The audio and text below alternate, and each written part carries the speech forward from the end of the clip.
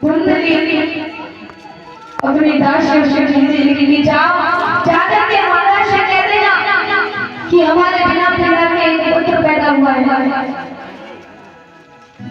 इधर जब वो धुंधली के पास अपने पुत्र को दे रही तो कुछ देर बाद जिस गाय को फल दिया था उस गाय के भी एक पुत्र पैदा हुआ था जिसका सारा शरीर मनुष्य जैसे था, उसके कान गाय के जैसे थे। जैसे ही आज हमारे ब्राह्मण ने देखा कि हमारी गाय ने एक पुत्र को जन्म दिया है, मैंने तो ये पहली बार देखा है, एक पुत्र को जन्म दिया है और जिसके कान गाय के समान है।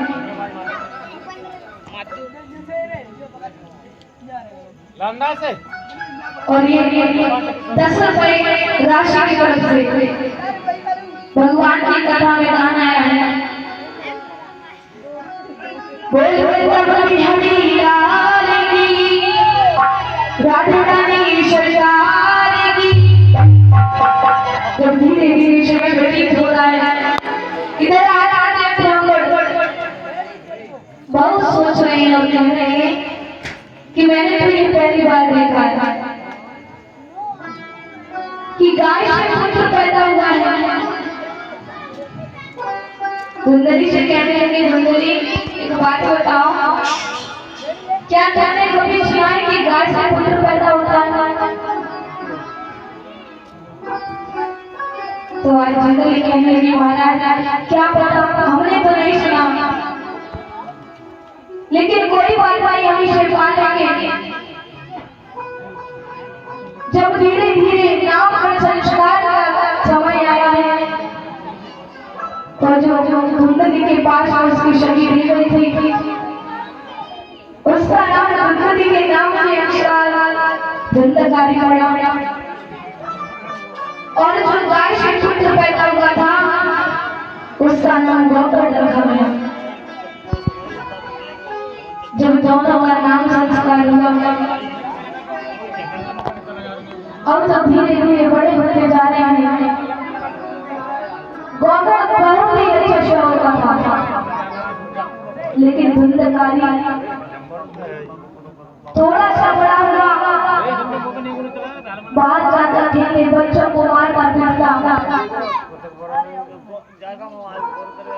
लेकिन गौतम से हमेशा सोचा रहता था कि भैया ऐसे काम मत किया करो जिससे हमारे माता पिता की बदनामी हो, जिससे हमारे माता पिता के देश बड़े। गौतम बहुत सोच जाते, लेकिन धुंधकारी का एक भी बात समझ में नहीं आती। एक दिन गौतम कहने लगे, भैया एक बात बताओ, पापा उमा कहाँ गई है?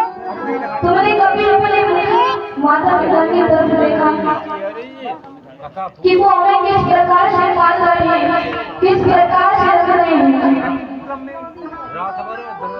कभी नहीं देखा ना। आज महीना ने जांच कर रही है। आज महीना कहने लगा, अच्छा तुम हमें ज्ञान सिखा रहे हैं और इससे ज्यादा हम क्या देंगे अपने माता पिता को? आज महीना आई स्टार्ट भई है, हमेशा तो उनकी सेवा करते रहते हैं, लेकिन गौतम बहुत सोचा रहे हैं। धुंधकारी कहने लगी, भैया ऐसा करो, अपना ज्ञान अपने पास रखो, हम खुद देख लेंगे कि हमें क्या करना है और क्या नहीं।